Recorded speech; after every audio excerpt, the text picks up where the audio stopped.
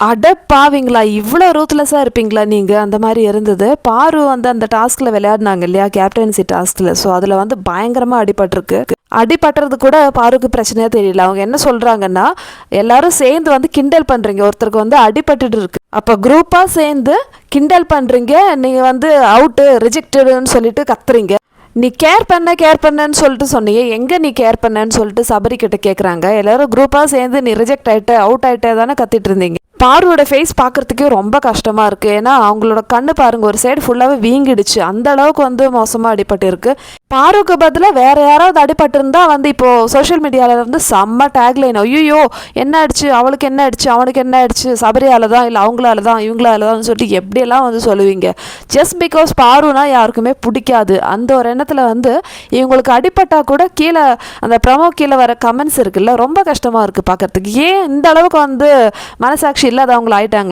ஒரு வார்த்தை கூட பாருக்கு சப்போர்ட்டாக வந்து அங்கே ஒரு கமெண்ட்டே நான் பார்க்கல மக்களே. ஸோ என்ன ஒரு மைண்ட் செட்டுன்னே தெரியல. ஒருத்தரை பிடிக்கலைன்னா இந்த அளவுக்கு ஒரு வன்மமா?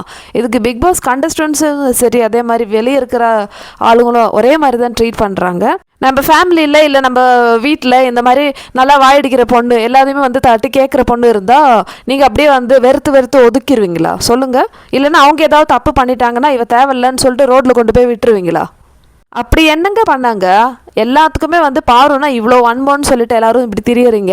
ஸோ பாரு வந்து கேட்குறேன், அடிபட்டுட்டு கத்திட்டு இருக்கேன், அங்கே எல்லாரும் வந்து என்னை கிண்டல் பண்ணிட்டு இருக்கீங்க, நான் வந்து அவுட் ஆயிட்டேன் அப்படின்னு சொல்லிட்டு. ஏன் வந்து இப்படி நினைக்கிறீங்க? ஒரு குரூப்பாகவே சேர்ந்து வந்து அட்டாக் பண்ணுறீங்களே, கொஞ்சம் கூட உங்களுக்கெல்லாம் மனசாட்சி இல்லையான்னு கேட்குறாங்க. இது வினோத் வேற சப்போர்ட் பண்றாங்க. வினோத் நேற்று நைட்ல இருந்து இந்த சாட்டர்டே சண்டே எபிசோட்ல முடிஞ்சதுல இருந்து பிரஜின் பாருவை பத்தி சொல்லிட்டே இருக்கான். பாருவோட ஒப்சஷன்ல தான் இருக்கான் பிரஜின் சொல்லலாம். ஸோ அந்த அளவுக்கு வந்து பாரு வந்து இவ்வளோ நாள் என்ன பண்ணாங்க, கியூசி டாஸ்க்ல என்ன பண்ணாங்க, அது இதுன்னு சொல்லிட்டு எல்லாருமே பிரஜின் பிரெயின் வாஷ் பண்ணி பாருக்கு எதிராக வந்து நிற்க வைக்கிறாங்க.